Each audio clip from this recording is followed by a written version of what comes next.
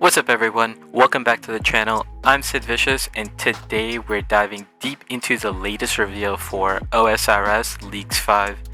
Jagex have just revealed some game-changing updates with releasing new passes for each relic tier, so let's jump right into it.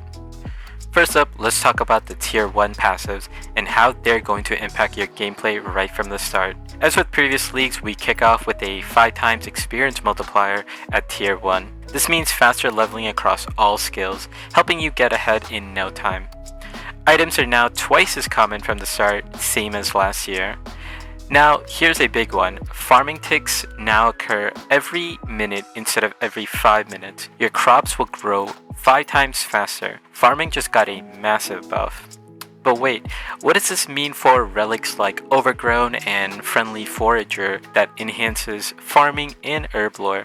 With such a fast farming tick rate, you might question their need, and we'll talk about this a little bit later.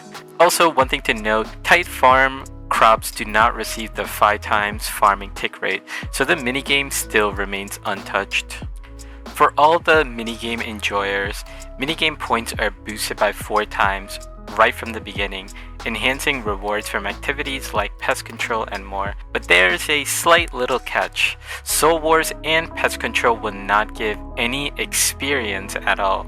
However, you can still obtain the void equipment from pest control and valuable materials like rune essence from Soul Wars. Also, if you're into mixology from Varlamore, it benefits from the minigame boost as well, making it a viable method for herb lore training. Also, don't worry, Perma Energy is still there, of course. And for the Clue Hunters, this one's for you. Clue Scrolls now drop as stackable scroll boxes, saving inventory space. Plus, the Clue Steps progress is saved between clues, so drop a clue you can't complete and pick it up where you left off later. This massively enhances the value of the Clue Scroll Teleport Relic, making clue completion more efficient and rewarding. Also, let's not forget, completing clues grants a ton of league points. Additional changes include Marks of Grace, Hollowed Marks, Brimhaven Vouchers, and even Stardust, now benefiting from the minigame multiplier, increasing acquisition rates. Quick clarification on the Brimhaven Vouchers, which help you obtain the Hook, which is an agility reward, while the tickets are used to gain experience, so this is not really a buff to agility itself. When it comes to mining, it got better.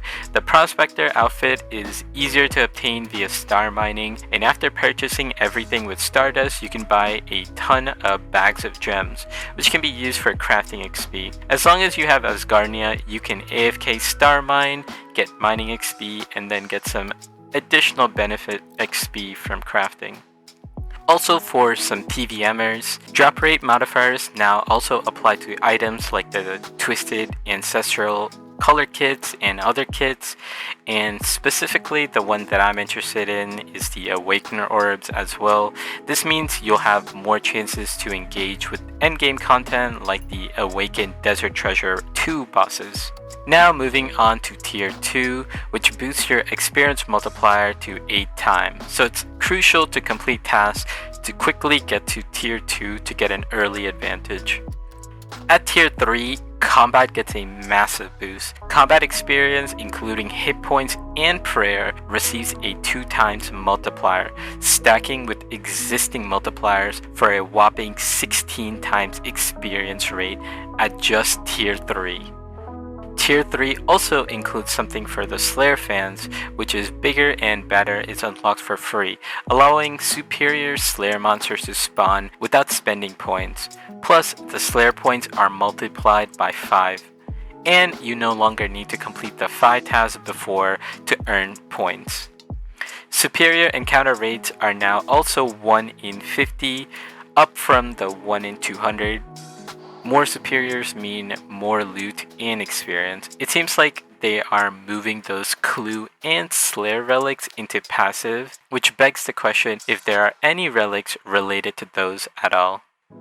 At tier 4, items become 5 times as common. Previously, this was only available at the highest tiers in the past leagues, so expect rare items to drop like candy. Easier acquisition of rare items means faster progression through challenging content, so get ready to gear up quickly. I could see myself looking for those rev weapons early, or even try to get the runite limbs to make the rune crossbow. Moving to tier 5, the experience multiplier jumps to 12 times, making combat experience 24 times, and then at tier 7 it increases to 16 times, pushing combat experience to an incredible 32 times. Also, you may have noticed there's no tier 6 passive. No, it's not a secret, we just don't get a tier 6 passive. Overall, players will reach high levels much faster, significantly altering the traditional progression and pacing of the game. It's going to be a fast and furious league for real. With melee, you might be able to rush combat level 100 to unlock 5 points for the combat masteries and go for Jad, or vice versa, based on how you see. Another big reveal today was getting the task list. Important to note, medium tasks now grant 30 points instead of 40 points, meaning you'll need to complete more tasks to reach higher tiers. Efficient task planning is more crucial than ever. With these massive experience boosts, you might be wondering if relics like Golden God are still necessary for training. Traditional training methods, especially with the Gilded Altar or Chaos Altar, might be enough. But remember, Golden God can still help you reach that elusive 50 mil magic and prayer XP passively and more so freely. Prioritizing combat to unlock gear and tackling high-level content sooner is a solid strategy this league. Make the most out of those XP multipliers. First thing I thought of was Vampire Slayer and waiting till tier 3 to complete the quest for a massive XP boost. It will take you to level 47 instead of 40 attack if you wait till tier 3. There are other quests like Waterfall, but who's picking Kandarin, right? Some regions have had their task adjusted, affecting their total points available.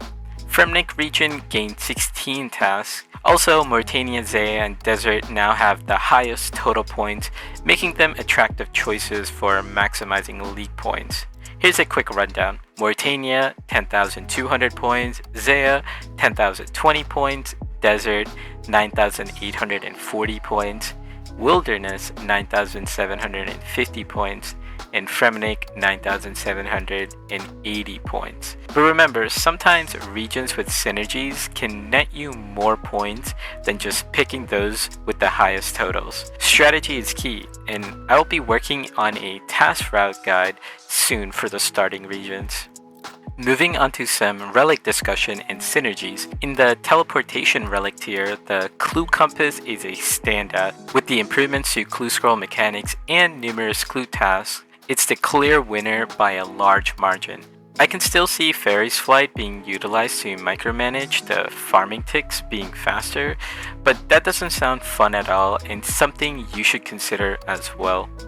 Now let's discuss the Grimoire versus the Overgrown Relic. While Overgrown's value might seem diminished due to the fast farming ticks, it can actually save you a lot of micromanaging for your farming. Automation can be a huge relief here. On the flip side, Grimoire grants access to all prayers and spellbooks without regional requirements, offering a significant player power. But there's still a mysterious third relic in this category we need to learn about before making a final decision.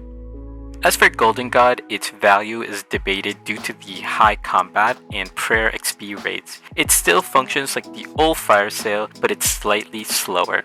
If you have a good source of bones and access to Gilded or Chaos Altar, you might opt out for other relics. But then again, we don't know what this relic is up against. Let's delve into dodgy deals, which is incredibly strong in this relic tier. With 100% success rate, area pickpocketing, auto re-pickpocketing, and noted items, it's a powerhouse. It synergizes with Overgrown pretty well. Thieving Master Farmers will net you an abundance of seeds. Pair this with Overgrown and you can achieve 99 farming effortlessly. The herbs will also be automatically harvested, which can help you reach 99 herb lore over time. Agility training. Now, there is some sweaty strategy that has been developing with glistening tiers, obtained through thieving, which can be exchanged for agility XP, reducing the need for traditional agility training, and this can be found on Fossil Island. While Friendly Forager is still good, it might be overkill with the sheer number of potions you have. Unless you're aiming for 50 million Herblore XP, you might get more value from other relics in this tier. And as for Corner Cutter, this just seems less appealing due to the passive agility XP being overshadowed by other methods. Even with the passive minigame boost, it doesn't quite stack up. So, what are the key takeaways? Relics like Dodgy Deals offer substantial benefits, streamlining multiple aspects of gameplay. Relics such as Corner Cutter and potentially Golden God may have diminished in value due to the new passive reveal. Also, in terms of strategic thinking, it's time to rethink your plans for skill training, region selection, and relic choices. Efficient task completion to reach higher tiers quickly is why we watch content. With the task list out now, you can start optimizing your gameplay strategy. This time around, the league promotes a faster paced experience with early and mid-game power boosts. It's all about exploring new strategies and adapting to maximize benefits. Remember, carefully evaluating the new passives, relics, and their synergies will help you tailor your approach and achieve your goals effectively in the new league. And that's a wrap on our discussion for the reveal today with the new passives and strategies for the league. Let me know in the comments which relic and regions you're leaning towards, and let's get a discussion going. If you found this video helpful, please give it a thumbs up and consider subscribing for more OSRS content.